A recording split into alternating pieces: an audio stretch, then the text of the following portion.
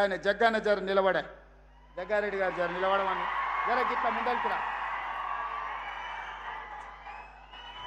ఈయన మీ నాయకుడే కదా, నాకైతే ఫ్రెండు, నీకైతే నాయకుడు. ఈయన నాకు 30 ఏళ్ళ నుంచి దోస్తిన. ఈయన అప్పుడప్పుడు నేను నిలబడను, నేను అది కాదు, నేను ఇది కాదు అని ఏదేదో మాట్లాడుతున్నాడు. ఈయన నిలబడంది నేను కానీ, మా మహేష్ గౌడ్ కానీ, మా ఉత్తమన్న కానీ నిర్ణయించాం. జగ్గారెడ్డి కూడా నిర్ణయించలేడు. జగ్గారెడ్డి నిలబడాలన్నా వద్దా, నిలబడితే యాడ నిలబడాలనో రాహుల్ గాంధీ డిసైడ్ చేస్తాడు. రాహుల్ గాంధీ డిసైడ్ చేస్తాడు. నేను కార్యకర్తలకు చెప్పదలుచుకున్నా, ఇంకోసారి జగ్గారెడ్డి నేను నిలబడతలేను, అది లేదు ఇది లేదంటే వారం రోజులు రూమ్లు వేసి బంద్ పెట్టి అన్నం పెట్టకూరి. నిలబడింది నిలబడితే నిలబడేది ఆయన చేతిలో లేదు, అది రాహుల్ గాంధీ గారు నిర్ణయిస్తాడు. ఆయన రాముడైతే ఈయన హనుమంతుడు, మీకు తెలుసు కదా.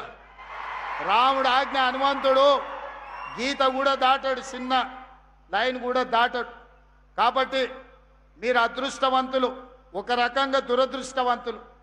జగ్గన్న గెలుచుంటే ఇవాళ ముఖ్యమైన పాత్రలో ప్రభుత్వంలో ఉండేటోడు. మీ దురదృష్టం అది. కానీ మీ అదృష్టం ఏంటంటే ఓడిపోయినా మీ ఎంబడే పిచ్చోన్లాగా మీతోనే తిరుగుతున్నాడా. నేను 100 సార్లు లేపిన, సిగ్గులేనాడరా పట్నంలో జరిసేపు నా ఎంబడా నుండి ఏం దాచిపెట్టిన లడ్డు సంగారెడ్డిలు అంటే తెల్లారగట్ల మళ్ళీ మీ దగ్గరికి వస్తాడు. జరిసేపు మా దగ్గర ఉంటాడు, మళ్ళీ ఎంబడే వచ్చి మీ దగ్గర ఉంటాడు. ఇంత మంచోడు. మీరు 100 కోట్లు ఇచ్చినా మీకు నాయకుడు దొరకడు, 1000 కోట్లు ఇచ్చినా, వజ్రాలు ఇచ్చినా దొరకడు.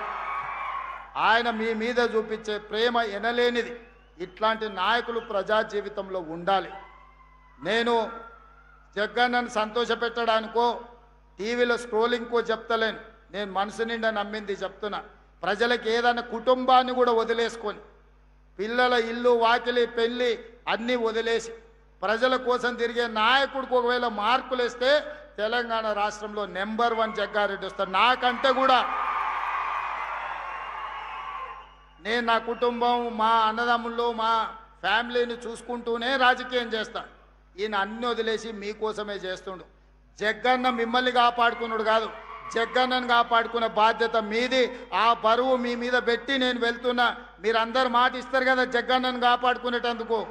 ఇస్తారా అన్నోళ్ళు అందరు చేయి పైకెత్తూరి. అందరూ అక్కకిచ్చేది అక్కకిస్తాం, అన్నకిచ్చేది అన్నకిస్తాం. ఏ పొత్తుల పంచాయతీ ఏం లేదు. అక్కకి చైర్పర్సన్ ఇచ్చినాం, రేపు భవిష్యత్తులో సంగారెడ్డి అక్కకిస్తే జగ్గారెడ్డికి ఇంకోటి ఇవ్వచ్చు రాహుల్ గాంధీ. ఏమిస్తాడో నాకు తెలియదు.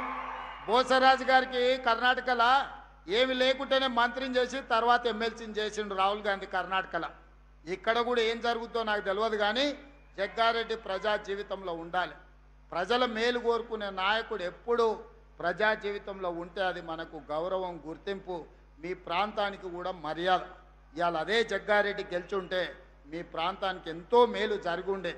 అయినా మీ మధ్యలోనే ఉంటున్న జగ్గారెడ్డికి మీరు అండగా నిలబడండి అని ఒక సోదరుడుగా, కాంగ్రెస్ పార్టీ కార్యకర్తగా మీకు విజ్ఞప్తి చేస్తున్నా. ఇలాంటి వాళ్ళు ప్రజా జీవితంలో ఉండాలి, 10 మందికి ఆదర్శంగా ఉండాలని కోరుకుంటూ మీ అందరి దగ్గర సెలవు తీసుకుంటున్న. ధన్యవాదాలు మిత్రులారా.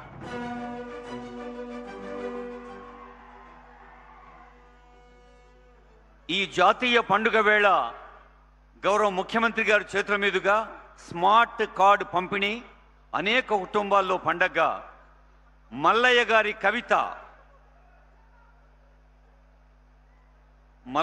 కవిత లోని కుర్దు గ్రామం.